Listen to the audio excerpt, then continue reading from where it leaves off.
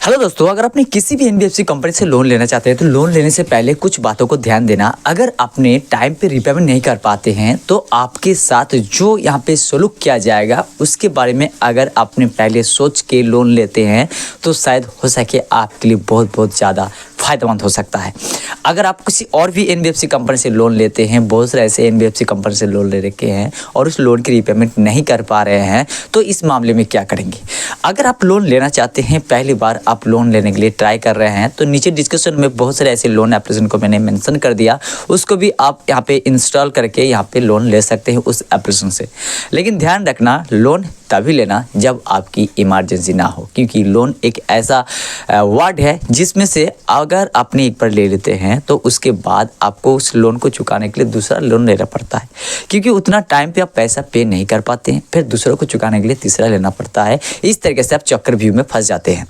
तो आज इस वीडियो को हम बताएंगे कि अगर आपने लोन लेते हैं, लोन डिफॉल्टर बन जाते हैं और आपकी सिविल खराब कर दिया जाता है तो इस मामले में आपका क्या हाथ रहेगा, या तो आपको क्या करना चाहिए, क्या आपको उस लोन को फिर से रिपेमेंट करना चाहिए या नहीं करना चाहिए। आपको तो पता है कि आप अपने लोन की रिपेमेंट नहीं किया तो जिसके चलते आपकी सिविल क्रेडिट स्कोर को गिरा दिया गया है, डिस्क्रीज कर दिया गया है।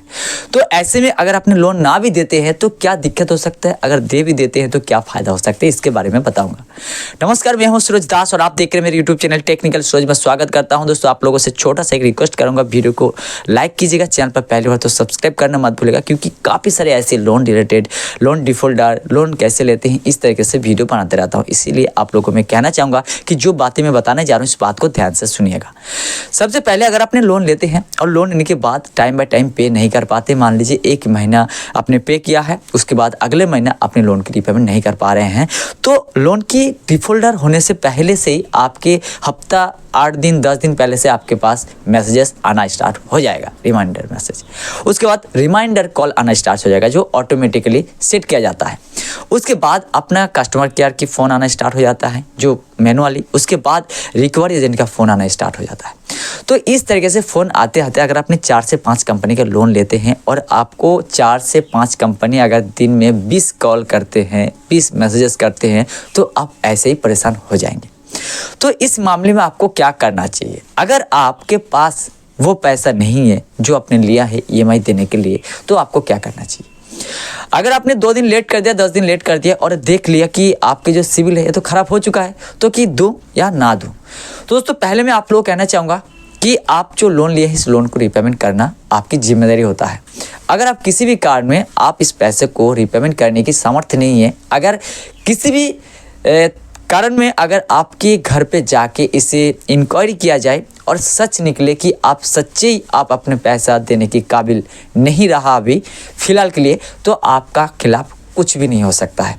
अगर आप ये सोच रहे हैं कि अगर मेरा मामला कोर्ट पे जाए, या तो अपने खाली चेक यहाँ पे साइन करके दिया है या तो आपने कुछ भी दिया है, तो यहाँ पे आपके खिलाफ जो है कोर्ट से नोटिस आ जाता है। तो ये टेंशन लेने की ज़रूरत नहीं है। ये अगर आपको 138 लगाता है तब भी आप कोर्ट पे जाके वकील के माध्यम से इसे सेटलमेंट करा सकते हैं। कोई भी टेंशन लेने की बात नहीं है। कुछ मामलों में जो स्टूडेंट होता है ये यहाँ पे लोन ले लेते हैं ऑनलाइन पे, क्योंकि उन्हें बार बार एक ही चीज़ अगर दिखाता जाए कि लोन लो, लोन लोन, इतना लोन उतना लोन, बार बार एडवर्टाइज के माध्यम से, तो वो बंदा ऑटोमेटिकली अपना ज़रूरत को पूरा करने के लिए, घूमने के लिए, कहीं भी ऐसे मज़े करने के लिए ये तो लोन ले ही लेता है। बाद में जब उसे पे नहीं कर पाते हैं, घर वालों को बता नहीं पाते हैं, तो अपने अंदर से घुट घुट के वो ऐसे ही रह जाता है। तो ऐसे में क्या करना चाहिए। आपके सिविल ख़राब हो रहा है तो कोई टेंशन नहीं है। अगर आप अपना बाद में इस पैसे को दे सकते हैं, दे दो, उसके बाद आपकी सिविल धीरे धीरे ठीक हो जाएगा। अगर आपने लोन रिपेमेंट ना भी करते हैं तो 1 2 3 साल के बाद आपकी जो सिविल स्कोर है धीरे धीरे अब ठीक हो जाता है। तो आपके नाम पे कुछ फाइल यहाँ पे हो जाता है, जिसमें से क्या होता है कि आप जब भी लोन लेंगे तो लोन की जो रिपेमेंट की जो आपकी इंटरेस्ट है ये आपको ज़्यादा लगेगा।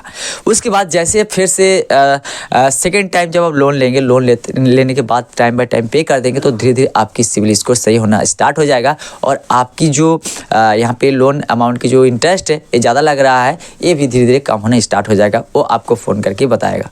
ठीक है। तो इस तरीके से अगर आपने लेते हैं तो आपका फ़ायदा भी है और यहाँ पे बेनिफिट भी है और आपकी नुकसान कुछ भी नहीं है। अगर आप नए नियम को फॉलो करते हैं तो अगर आपको एनबीएफसी जितना सारे लोन एप्लीकेशन है लोन देते हैं, ये ज़बरदस्ती आपको लोन देते हैं, आपकी दिमाग में ये डाल देते हैं कि लोन लेने से आप ये कर सकते हैं, लोन लेने से आप ये कर सकते हैं।